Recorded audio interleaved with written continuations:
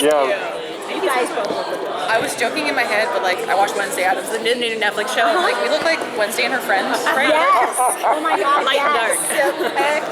It was definitely light mode, yes. I like it. I only use light mode on my phone because the light text on the dark hurts my eyes. I only use dark because the white hurts my eyes. Okay, I'm sorry. This is not the interview. If I look at dark No, mode, no, that's it's okay. okay. We like the fun stuff too because it kind of breaks it up, and I'm sure you guys, you kind of get the same question, so it's like, oh, well, let's just Always happy to answer anything. It's true. This is our normal dynamic anyways too, so yeah. It's us in the element. Yeah, absolutely. Okay, and then if you guys could just say your name and your characters, I mean, we know, but just for the camera. Hi, I'm Lindsay Jones and I voice Ruby Rose. I'm Barbara Dunkelman and I voice Yang Xiaolong. I could just hear the voices, sorry. I absolutely love Ruby, and I'm so excited to see what this is going to be like, because I would have never thought, even with a comic, like, how do you mesh those two together? And then what's it like working? Well, I mean, it's voice acting, but mixing, virtually working. Yeah, the superhero with I mean, you guys are superheroes, but like fairy tale superheroes, Like, how was it to kind of read the script and work with that? Very surreal. As someone who grew up watching a lot of DC and superhero content and voicing in RWBY for 10 years now, it was surreal to see the two mash up together, but also to see the DC characters in RWBY style animation was really cool to see. But it's a natural fit. I mean, you have two teams that are badasses, to say the least, who know who they are, know what they're about, and who are essentially superheroes themselves too. So seeing them together, I think it's just a natural but surreal fit. I keep saying it's a match made in heaven, and it really is. RWBY, we have our semblances, which is essentially our version of superpowers, so that combination makes total sense. We have weaponry that is designed surrounding a character's persona or their motivation for why they become huntresses. Again, you might see a little bit of the DC verse, just a little bit.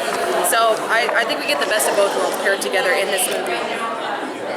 Also, do you guys want us talking into your lenses? It's Sorry. That's fine. Whatever's easiest for You you. guys just need to look around, cross-eyed, whatever. It's Down. You want me to put completely it here? fine. Always down. Sure, why not?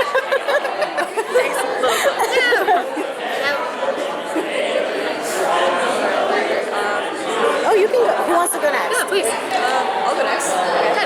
So I wanted to ask you, so I know, like, it's basically canon, Ruby's a big fan of, like, comics. Yang, she's kind of a skeptic when it comes to most things. A little bit, yeah. I guess, like, in reaction to the, like, meeting these superheroes, like, you guys as yourselves, how would you say that all fits? I think you're very right in the word skeptic for Yang. First her and Ruby meet Superman, which immediately when they hear his name, they kind of scoff at it. I'm just like, Kind of roasted him a little bit. a little bit, yeah. Which to me was amazing and very funny. Very well written. Knock him down a peg or two. But yeah, I think Yang tends to be very protective in general. So whether that be new people who she's meeting or situations that she's unsure of, she definitely goes in very cautiously, whereas I think Ruby might be a little more giving people the benefit of the doubt, Yes. so to speak. Which can be a very double-edged sword, understandably. I'm like, you have some trepidation that is very warranted, especially considering what Yang has gone through in the proper show. But yeah, I think this speaks well to Ruby's energy because immediately she wants to know everything about Clark, what his universe is like, why is he here, what's going on. Being the older, responsible sister, Yang's a little bit more hesitant. She wants to warm up to people. So yeah. Well, I'm curious. When you did your recording, did you do it all separate, or did you actually have to work with the Justice League people? And was that a little odd that all of a sudden you have the two worlds combining in the recording studio, or how did that all work? So we all recorded separately. Unfortunately, scheduling is a pretty challenging thing with so many different voice actors and so many people all over the U.S. and different places. So luckily we work with amazing directors, including Carrie Shawcross, who are really good at putting us into the headspace of the scene. So we don't really necessarily need to act off of the other actors because they're so good at directing the scene for us. Yeah, on top of that too, we had what you described as ensemble recording, which we would love to get to that point. My goodness, if we ever, hey, if you're listening, we'd love to do ensemble recording for the Justice League crew. Manifest it. But we do ADR recordings as well, which is where we get to record our lines, and then they animate to it, and then we get to kind of redub or kind of adjust dialogue depending on what the motivation for the scene is.